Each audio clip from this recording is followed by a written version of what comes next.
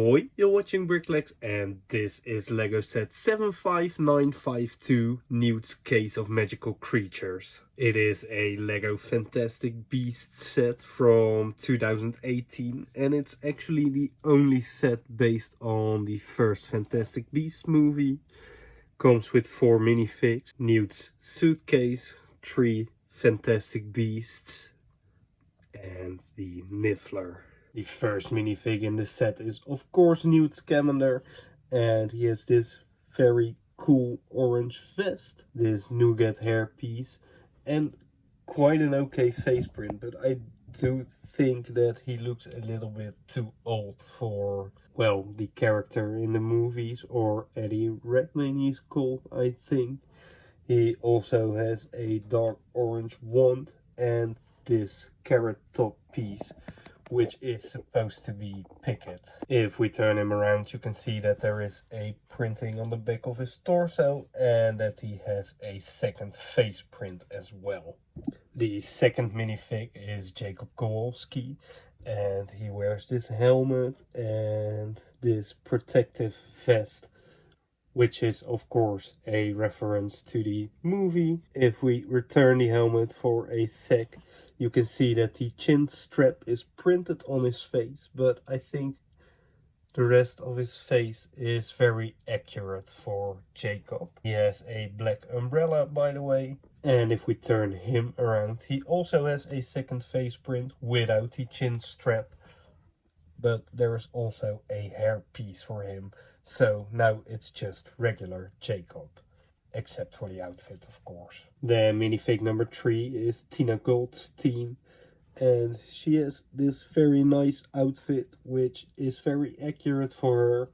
A nice dark brown hairpiece and a very friendly face. And I think this minifig really works as Tina. She also has a second face print, and here she looks a little bit more serious and a little bit less friendly, but it still really works for her. And the last minifig in this set is Queenie Goldstein. She has this very nice pink outfit with quite a lot of details. This, well, very peculiar face print, if you ask me. This Marilyn Monroe hair in nougat, which isn't exclusive but only appears in one collectible minifig, which was Tina, and in a Lego City advent calendar, so it is quite rare. Her face print, by the way, also only appears in one other set.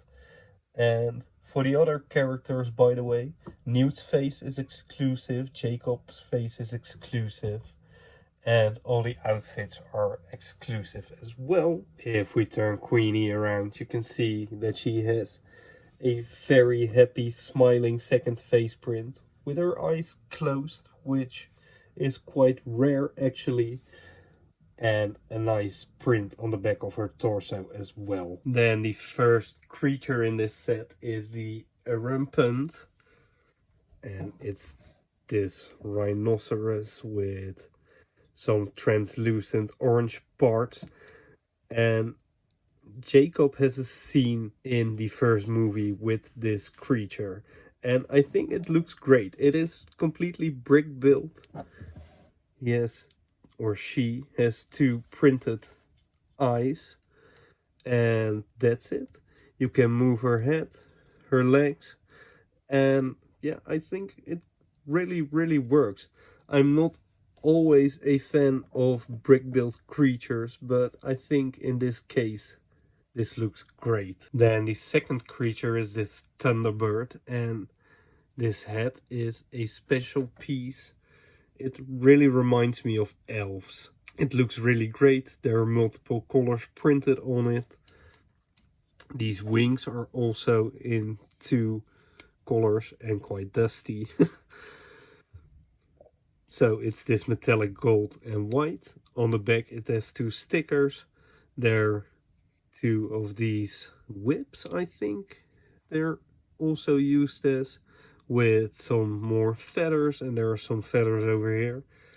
and it has two quite large claws. One thing that I do not really like about this is that the claws come off very easily, and these parts as well.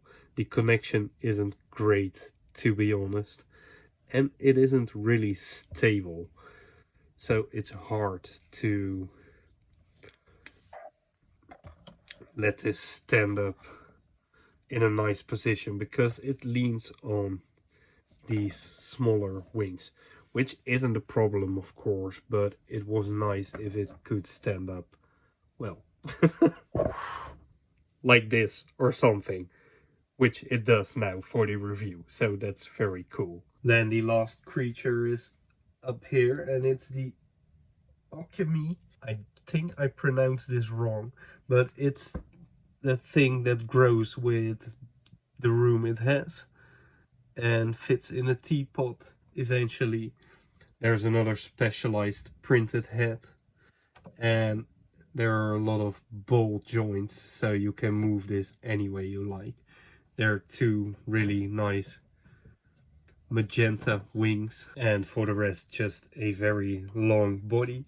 But this has the same problem as the Thunderbird. It's quite hard to pose it in a nice position and place it somewhere, so I think it works best if you just attach it to something and make it fly, or pose it like it is flying. For the rest, I think a nice creature as well. Then this set also contains the Niffler, and it appeared in this set and in the first collectible minifigure series, so it is quite a rare piece, but you can find it on BrickLex for approximately €2 or $2, so it's not very valuable. I think it's a really cool piece. It's very small.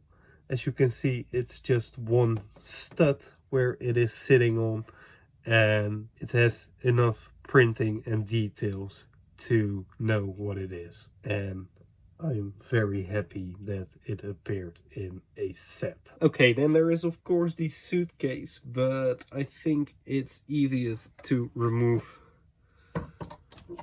the creatures and the minifigs first, so we can take a better look. It's, well, quite large compared to a minifig, of course. There is a sticker saying NS, Newt Scamander. There is the Muggle-worthy lock. So in the movie, Newt turns his suitcase in a regular Muggle suitcase, and I think the build looks okay. It's a little bit flat from this side, but that has a reason, because we can of course open this. We can open the lid, and then we can open this as well. Open these two parts and open the leather, and now it actually is, well, a small part of the inside from Newt Scamander's suitcase, which is a very nice idea. There is this small shed. I think it's supposed to look like this actually, but it's more convenient for now to put it like that.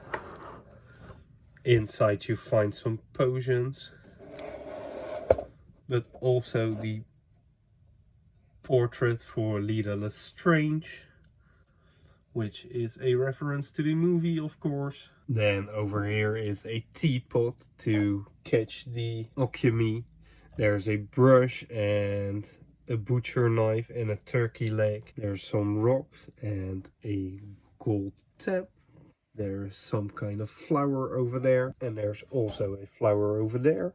Here's a collection of gold, I think for the Niffler. There is an egg in a nest, which is, I think, a minifigure color, but this works great as a nest, and I really like how they built this. Also, the floor tiling is really nice, and I think overall this is a very nice playset. One thing that is a little bit disappointing, but very understandable is that the Fantastic Beasts do not fit in this suitcase. Of course, if they did create a suitcase where all the Fantastic Beasts could fit in, it would have been very large and very expensive. But yeah, there is no way to get any of them in. Now, the minifigs is definitely possible, but the creatures is a whole different story. I think that this is a really nice set, and I'm very happy that it was released because the Fantastic Beasts movies did not really well in the box office, so only one other set was ever released, Grindelwald's Carriage, and for the last Fantastic Beasts movie there weren't any sets, which was a little bit weird, but there was also some controversy, but that's an all other story. Okay, quite a random review at this time, but as I mentioned in my previous video, I am waiting for some new sets releasing in January to give you some new reviews, and in the meantime I'm just looking for interesting sets in my collection, so that's why I gave you this review today. For now, thanks a lot for watching. If you liked this video, please give a like, subscribe to my channel, and I will see you in the next video. Doei!